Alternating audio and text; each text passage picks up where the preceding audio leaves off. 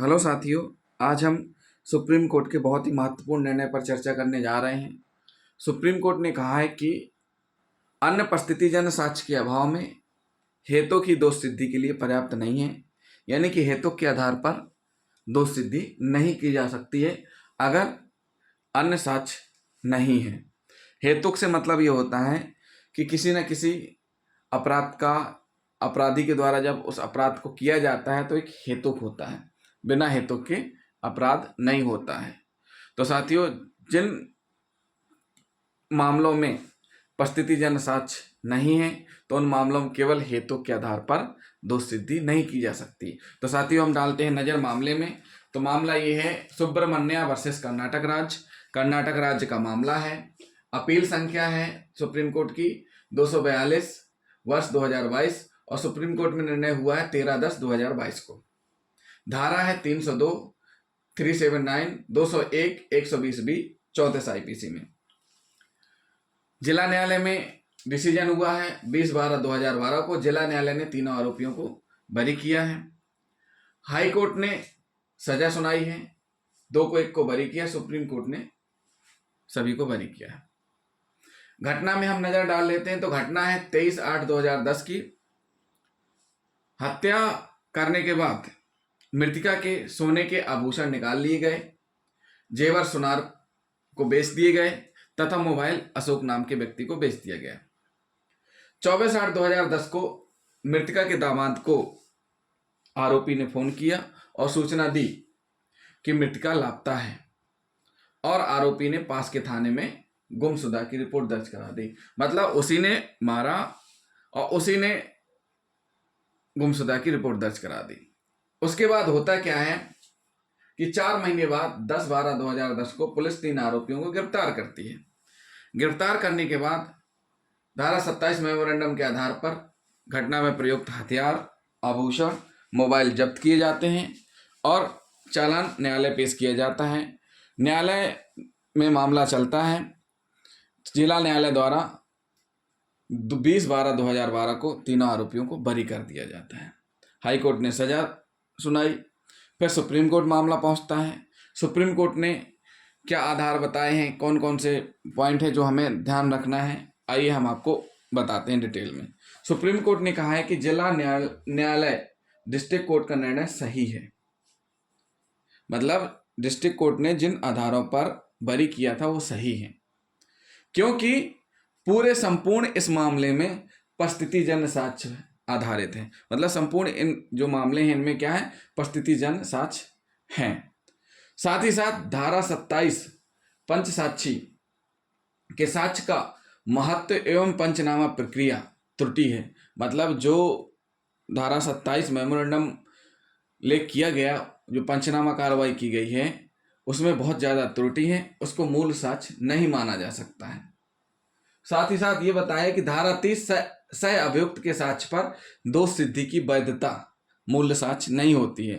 धारा 8 अभियुक्त के आचरण और हेतु की ग्राह्यता की शर्तें हैं, यानी कि अन्य परिस्थितिजन्य साक्ष्य के अभाव में हेतु की दोष सिद्धि के लिए पर्याप्त नहीं है। तो साथियों, सबसे पहले हम नजर डाल लेते हैं धारा 27 साक्ष्य अधिनियम मेमोरेंडम के बारे में सुप्रीम कोर्ट ने क्या कहा है। आरोपी ने अभिरक्षा में यह बयान दिया है कि वह उस स्थान को बता देगा जहां उसने अपराध में प्रयुक्त हथियार, शव को दफनाने का स्थान और कपड़े इत्यादि छिपाकर रखा है। तब अन्वेषण अधिकारी के लिए पहला काम यह था कि वह स्वयं 2 स्वतंत्र साक्षियों को पुलिस स्टेशन बुलाए और जब वे दोनों स्वतंत्र साक्षी पुलिस स्टेशन आ जाएं तब उनके उपस्थिति में अभियुक्त से कहा जाना चाहिए कि वह अपना बयान दे। मतलब सीधी सी बात है कि जब भी पुलिस अभिरक्षा में आरोपी को लेकर के आए, इस मामले में आरोपी को लेकर के आया गया है, तो उसमें कहा है कि जो भी आरोपी है अभिरक्षा में, अगर उस प्रकार के बयान दे रहा है स्वीकृति से संबंधित कि उसके द्वारा ये अपराध किया गया और उससे संबंधित सामान यहाँ पर है, तो उस स्थिति में 2 स्वतंत्र साक्षियों को बुलाया जाए और उनके सामने पूछताछ की जाए, उनके सामने ही बयान दर्ज किया जाए। उक्त बयान को पंचनामे के पहले भाग में दर्ज किया जाए। जो भी बयान है उसको पंचनामे के रूप में दर्ज किया जाए, जिसे अन्वेषण अधिकारी विधि के अनुसार दर्ज करेगा, नियमानुसार दर्ज करेगा। साक्ष्य अधिनियम की धारा 27 के लिए पंचनामा का यह पहला भाग पुलिस स्टेशन में पंच साक्षी की उपस्थिति में तैयार किया जाए, ताकि यह विश्वास बना रहे कि अभियुक्त व्यक्ति के द्वारा अपनी स्वतंत्र स्वेच्छा से बयान दिया गया था। यह बताने के लिए कि वह स्थान जहां अपराध का हथियार, अपराध में प्रयुक्त अन्य सामान कहाँ छिपा कर रखा गया है। एक बार जब पंचनामा यानी पंचनामे का पहला भाग पूरा हो जाता है, उसके बाद पुलिस पार्टी अभियुक्त और उन 2 स्वतंत्र साक्षियों के साथ उस स्थान पर जाएगी जहां अभियुक्त के द्वारा उन्हें ले जाया जाता है। मतलब सीधी सी बात है, मेमोरेंडम तैयार हो गया। मेमोरेंडम तैयार हो जाने के बाद जिन स्वतंत्र साक्षियों के सामने मेमोरेंडम लिया गया है, उन स्वतंत्र साक्षियों को ही साथ में ले जा करके क्या करना है साथियों, उस स्थान पर जाना है जहां पर आरोपी ले जाए।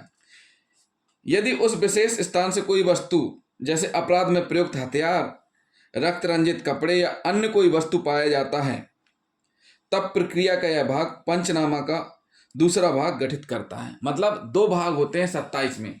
कितने भाग होते हैं? धारा 27 मेमोरेंडम में 2 भाग सुप्रीम कोर्ट ने बताए हैं। पहला भाग ये बताया है कि जब आरोपी थाने में अपना अपराध स्वीकार करता है और कोई नई डिस्कवर बताता है कि उसने अपराध में प्रयुक्त हथियार या अपराध से संबंधित साक्ष्य कहाँ पर छिपा कर रखे हैं, ऐसी स्थिति में जो भी इन्वेस्टिगेशन ऑफिसर है उसकी जिम्मेदारी बनती है कि तुरंत 2 पंच साक्षियों को बुलाए और उनके सामने अभियुक्त का कथन ले।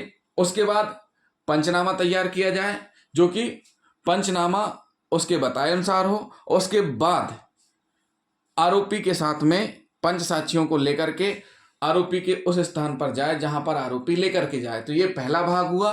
दूसरा भाग ये हुआ कि जब वहां पर अपराध में प्रयुक्त हथियार, रक्त रंजित कपड़े या कोई वस्तु पाई जाती है, तो ये दूसरा भाग माना जाता है।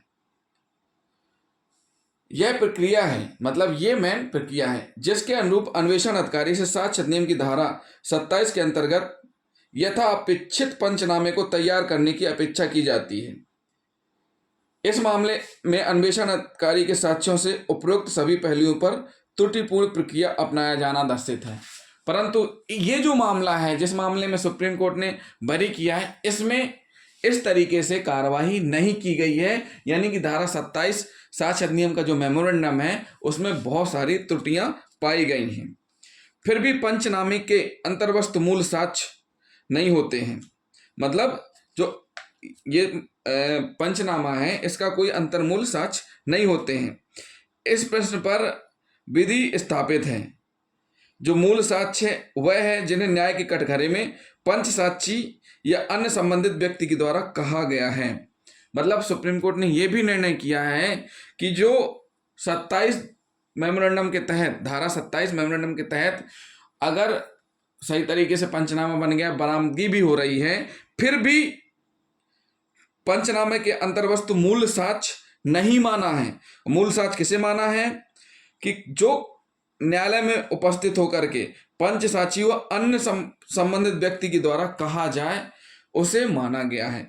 जो कि जजमेंट है मुरली और एक अन्य बनाम राजस्थान राज 2009 (9 SCC 417) में ये सब बताया गया है।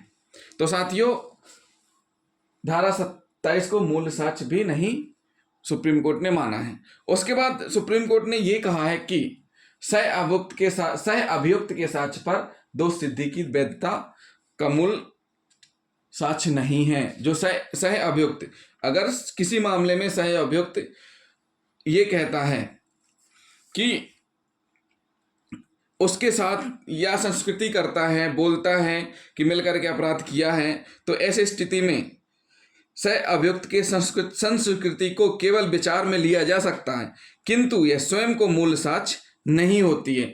जो सह अभियुक्त संस्कृति करता है उसको विचार में तो लिया जा सकता है, लेकिन मूल साक्ष्य के रूप में नहीं कहा जा सकता। धारा 30 क्या कहती है? धारा 30 बताती है, कहती है कि जबकि एक से अधिक व्यक्ति एक ही अपराध के लिए संयुक्त रूप से विचारित हैं तथा ऐसे व्यक्तियों में से किसी एक के द्वारा अपने को ऐसे व्यक्तियों में से किसी अन्य को प्रभावित करने वाली की गई संस्कृति को साबित किया जाता है, तब न्यायालय ऐसी संस्वीकृति को ऐसे अन्य व्यक्ति के विरुद्ध तथा ऐसे संस्वीकृति को करने वाले व्यक्ति के विरुद्ध विचार में ले सकता है, लेकिन मूल साक्ष्य के रूप में नहीं माना है इसको। उदाहरण के रूप में कह सकते हैं, क और ख को गा की हत्या के लिए संयुक्त विचारित किया जाता है। यह साबित किया जाता है कि क ने कहा खा और मैंने गा की हत्या की है।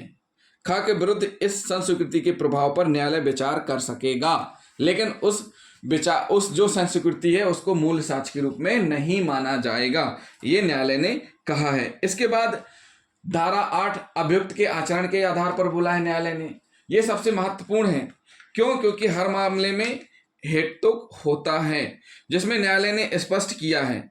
क्या स्पष्ट किया है कि जब तक परिस्थितिजन्य साक्ष्य नहीं है या ऐसे कोई परिस्थितियां बन ही नहीं रही हैं, साक्ष्य नहीं है, तो उस स्थिति में केवल हेतुक के आधार पर दोष सिद्धि नहीं की जा सकती है। मतलब सीधी सी बात है कि अभियुक्त की सूचना पर प्राप्त की गई वस्तुएं धारा 27 के अंतर्गत ग्राह्य नहीं है, किंतु वे धारा 8 के अंतर्गत अभियुक्त के आचरण के रूप में सुसंगत हैं। यद्यपि यह सत्य है, किंतु आचरण संबंधी इसी साक्ष्य के आधार मात्र पर अभियुक्त को दोष सिद्ध नहीं किया जा सकता। मतलब अन्य परिस्थितिजन्य साक्ष्य के अभाव में